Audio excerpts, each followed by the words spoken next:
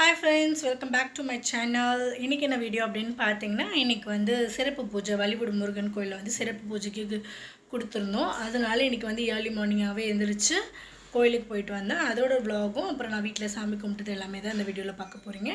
என்னோட வீடியோ புதுசா பார்க்கறவங்க subscribe பண்ணிட்டு பாருங்க, bell icon click பண்ணிக்கோங்க. அப்பதான் நான் வீடியோ போட்ட நோட்டிஃபிகேஷன் வர, வீடியோ மிஸ் பண்ணாம பாப்பீங்க. இப்போ வீடியோ ஃபுல்லா பாருங்க. சோ இன்னைக்கு வந்து டே 3 விரதம் பழனிக்கு காலையில் எந்திரிச்சு நான் பேசினேன். ஆனால் வாய்ஸ் எதுவுமே அதில் ரெக்கார்ட் ஆகலை. அதனால தான் நான் திருப்பியும் ரெக்கார்ட் கொடுக்குறேன் அந்த வீடியோவுக்கு.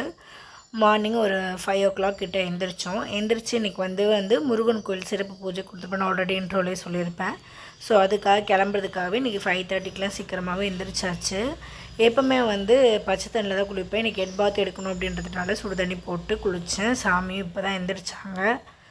அதுக்கப்புறமேட்டு நான் குளிக்க போகலாம் அப்படின்றதுக்கு முன்னாடி ஒரு 2-3 பாத்திரம்லாம் இருந்துச்சு. அதெல்லாம் போய் விளக்கிட்டு அதுக்கப்புறம் வாசலில் போய் கோலம் போட்டுட்டு வீட்டையும் பெருக்கிட்டு அதுக்கப்புறமேட்டு தான் நான் குளிக்கலான்ட்டு ரெடியானேன். அதுக்குள்ளே வந்து சாமி வந்து குளிச்சுட்டு வந்துட்டாங்க. அதுக்கப்புறம் அவர் குளிச்சுட்டு வந்ததுக்கப்புறம் நானும் ரெடி ஆகிட்டு பிரசாதத்துக்கு செஞ்சுட்டு சாமி கும்பிட்டோம். சாமி கும்பிட்டதுனால வீடியோ எடுக்கவே முடியல. ஏன்னா நாங்கள் அவசர அவசரமாக கிளம்புனோம். சரியான பனி வேறு.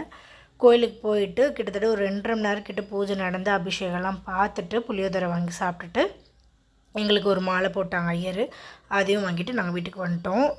வீட்டுக்கு வந்துட்டு நான் கரெக்டாக வீட்டுக்கு வரும்போது டைம் பார்த்திங்கன்னா 7:15 கிட்ட ஆயிடுச்சு.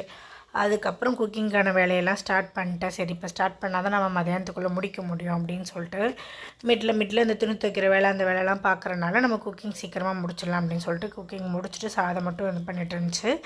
இடையில வந்து தங்கமயிலேருந்து ஒரு இன்விடேஷன் கொடுத்துட்டு வந்தாங்க. வசந்தம் ஏதோ ஒன்று வருது அப்படின்னு சொல்லிட்டு அதை வாங்கிட்டு இருக்கும்போது சரியான மழை.